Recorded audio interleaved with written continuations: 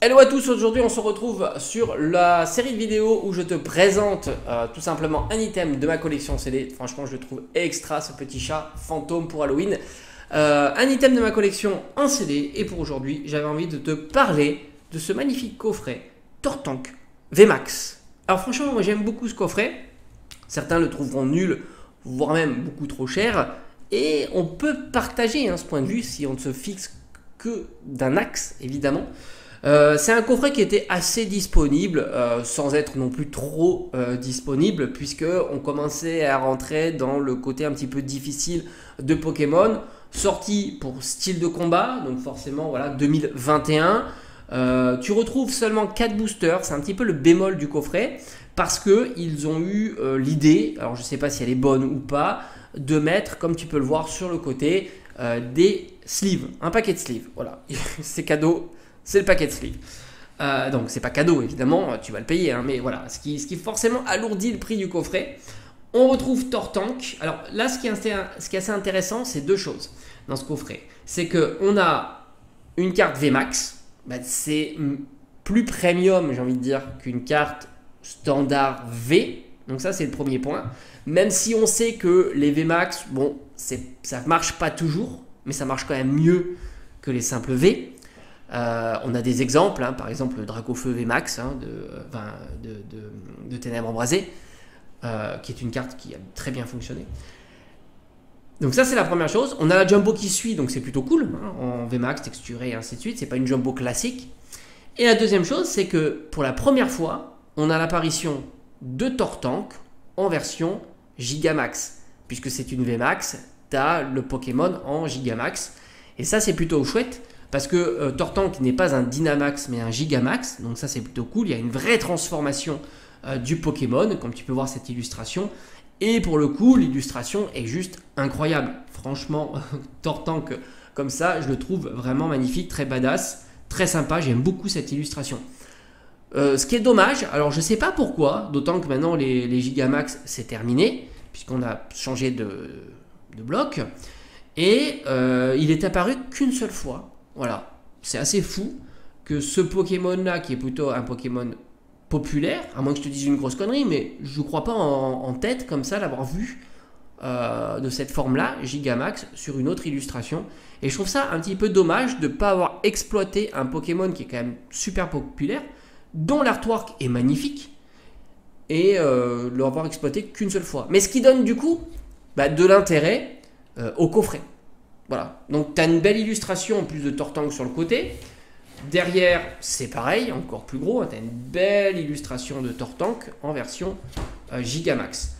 Point de vue des séries, style de combat, bon, c'est pas la série dingo, même si c'est une belle série qui propose les alternatives. C'est le début des alternatives du bloc épée bouclier. On change complètement à partir de style de combat. Rappelle-toi, on avait terminé avec voltage éclatant. On a un booster Ténèbres Embrasées.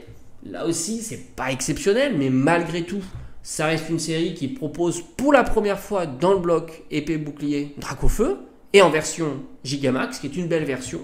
Belle version. Et puis, tu as un petit booster Soleil et Lune Ultra Prisme. Rien d'exceptionnel non plus, mais rien de catastrophique. Donc en effet, c'est pas un coffret qui a suscité beaucoup d'intérêt et qui suscite peut-être encore beaucoup d'intérêt par les séries. Mais on verra justement qu'il s'est séparé, on va dire, de son prix contenu. Ce n'est pas le cas de tous les coffrets, souvent j'en fais la critique, le coffret dépend de ce qu'il a à l'intérieur, pas pour celui-ci. Pour ce qu'il a à l'intérieur, du style de combat, on est dans les dizaines d'euros, du Ténèbres Embrasées aussi, alors on peut élargir 10-15 euros peut-être, allez, et encore, c'est pas évident. Ultra Prisme, pareil, donc tu vois, tu n'as pas quelque chose d'exceptionnel. Tu as peut-être 60 euros de booster, quelque chose comme ça.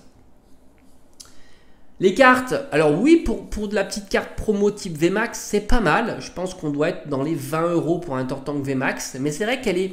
Je pense qu'au fond, beaucoup passent à côté de ce genre de cartes et il y a moins de demandes. On est focalisé, il faut être honnête, sur les cartes du moment, les alternatives, les AR. Donc forcément, ces cartes-là susciteront peut-être peu plus d'intérêt plus tard en tous les cas.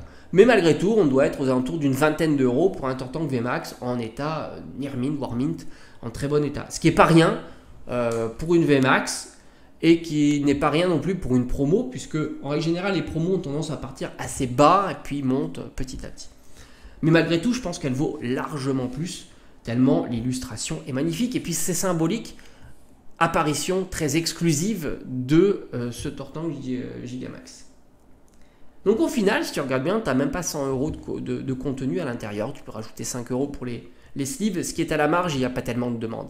Malgré tout, c'est un coffret, à mon avis, que tu as beaucoup de difficultés à trouver à moins de 100 euros, voire même moins de 120 euros. Je dirais que c'est plutôt un coffret qui se situerait aux alentours de 120 euros, ce qui est assez fort quand même, compte tenu justement du faible intérêt qu'il y a pour l'instant, je dis bien pour l'instant, des séries qui sont proposées. Donc c'est-à-dire qu'il y a un vrai potentiel évidemment, puisqu'il est déjà bien déconnecté et que forcément, je l'imagine plus redescendre, c'est toujours pareil, parce que c'est une pièce de collection qui n'est pas si simple non plus à trouver, c'est pas non plus ultra rare, mais c'est pas si simple, c'est pas comme certains coffrets qu'on trouve très très facilement, et qui, comme je dis, il a beaucoup de points intéressants, l'exclusivité de l'illustration, le Pokémon proposé, et les séries qui sont au fond très basses, tu vois, donc c'est intéressant, c'est un coffret qu'il faudra suivre, et je pense qu'il montera petit à petit, tranquillement. Et je te dis à bientôt.